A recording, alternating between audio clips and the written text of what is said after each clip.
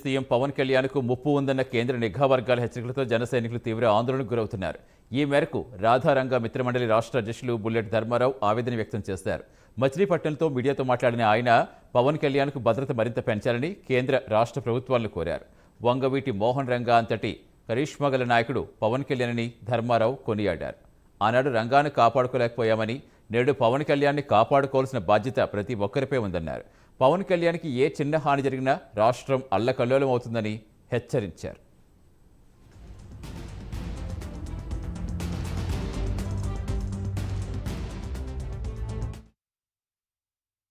Sir ఈ రోజున గత 2 రోజుల క్రితం జనసేన అధినేత పవన్ కళ్యాణ్ గారి మీద ఒక హత్యా ప్రయత్నం జరగబోతుంది.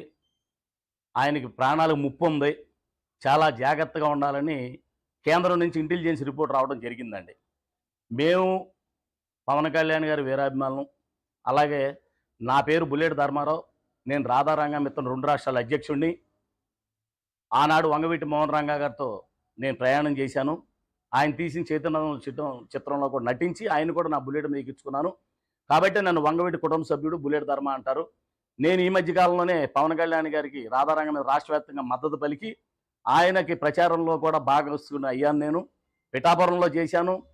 రాష్ట్ర వ్యాప్తంగా రాధారంగ మీద కమిటీలు 60 చోట్ల నియమించాను.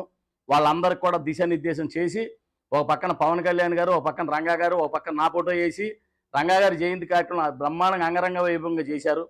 అలాగే ఆనాడు వంగవీటి మోహన్ రంగా గారిని కోల్పోయాం. ఇవాళ అదే స్థాయి, అదే ఇమేజ్, అదే పవన్ నాయకుడు మనకంటూ వచ్చాడు వాళ్ళ పవన్ కళ్యాణ్ గారు.